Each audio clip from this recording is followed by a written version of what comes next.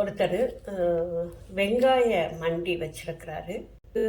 லட்சக்கணக்கில் turn over பண்ணுற கூடிய அளவுக்கு அவருக்கு வியாபாரம் நடந்துக்கிட்டு இருக்கு. அதனாலேயே அவர் தன்னுடைய கல்யாணத்தை பற்றி யோசிக்காமல் ஒரு 30 வயதை கடந்துடுறாரு. அதுக்கப்புறம் கல்யாணம் பண்ணிக்கணும்னு வீட்டில் எல்லாரும் கட்டாயப்படுத்தவும், சரி ரொம்ப ஒரு ஏழை பெண்ணாக பார்த்து கல்யாணம் பண்ணிக்குவோம், நம்மக்கிட்ட எல்லாமே இருக்குது அப்படின்னு ஒரு பெண்ணுக்கு வாழ்க்கை கொடுப்போம் அப்படின்னு சொல்லிட்டு மிகவும் பின்தங்கி ரொம்ப ஏழை ஒரு குடும்பத்துலேருந்து பொண்ணு எடுக்கிறாங்க. கல்யாணம் ஆகுது, ஒரு 2 குழந்தைங்க பிறக்குது. அப்படி ஒரு மாதிரி நல்லா போய்கிட்டு இருக்கு. ஆனால் இந்த பெண் என்ன பண்ணுது, நானும் வேலைக்கு போகிறேன், நீங்கள் வெளியில் போயிட்ட பிறகு எனக்கு ரொம்ப போர் அடிக்குது அப்படின்னு சொல்லவும், சரி என்ன பக்கத்தாப்புல உள்ள ஒரு கம்பெனிக்கு வேலைக்கு போகும்போது அங்கே மேனேஜராக இருக்கிற ஒருத்தரோட பழக்கம் ஏற்படுது. 2 பேரும் சேர்ந்து வெளியில் சுற்றுறதுக்கு போகிறாங்க. நிறைய பல விஷயங்கள் நடக்குது.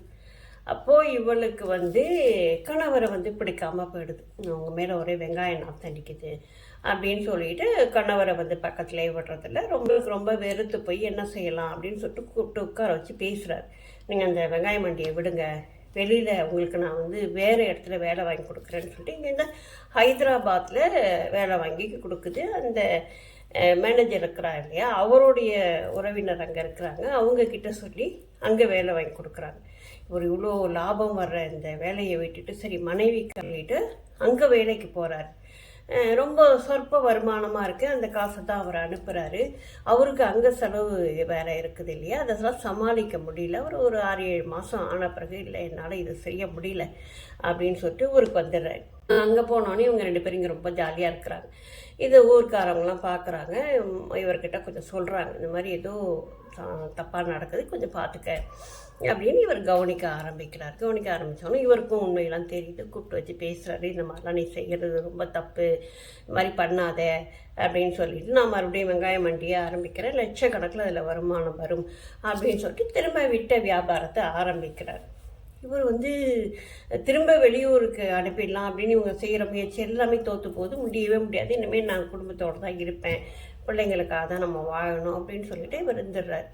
அப்போது என்ன பண்ணுறாங்க, ஒரு நாள் அவன் சரிப்பட்டு வராது, போட்டு தள்ளிடலாம் அப்படின்னு சொல்லிட்டு இவருக்கு அன்றைக்கி இவருக்கு மட்டன் பிரியாணினா ரொம்ப பிடிக்கும்னு சொல்லிட்டு இரவு மட்டன் பிரியாணி செஞ்சு அதில் 20 தூக்க மாத்திரையை கலந்து அவர் நல்லா அசந்து தூங்கின பிறகு அவனை வர வச்சு கொலை பண்ணிடுறாங்க. கொலை பண்ணி மேலே ஏறி உட்காந்து அவரை உட்காந்து எந்திரிச்சோன்னு விழா எலும்பெல்லாம் உடஞ்சி அப்படி அவர் மூச்சு திணறி இறந்துருக்கிறாரு. ஆனால் விடிய காலையில் இவங்க என்ன செஞ்சுருக்காங்க, ஹார்ட் அட்டாக்கில் செத்துட்டாரு அப்படின்னு சொல்லிடுறாங்க. எல்லாருமே அதை நம்பிடுறாங்க. ஏன்னா அவர் கொஞ்சம் இடையில கொஞ்சம் உடம்பு முடியாமல் இருந்தார். கொண்டு போயும் புதைக்கிறதுக்கு எல்லா ஏற்பாடும் பண்ணிடுறாங்க. அப்போது இவங்களுடைய நண்பர்கள் குளிப்பாடுறதுக்கு இது பண்ணும்போது காதிலேருந்து ரத்தம் வந்திருக்கிறத அவங்க பார்க்குறாங்க.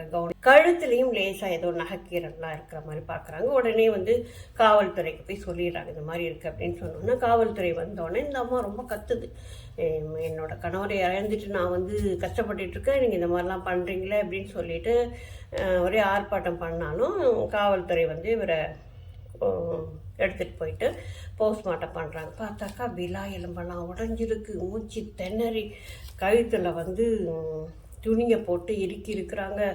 அதனால காதில் ரத்தம் வந்திருக்கு அப்படின்னு சொல்லி எல்லாமே தெரிஞ்சோடனே நேராக மனைவியை தான் கைது பண்ணுறாங்க. அப்போ எல்லா விஷயங்களும் தெரிஞ்சு போயிடுது. ஒரு குடும்பம் எவ்வளவு அழகாக இருந்த ஒரு விஷயம்.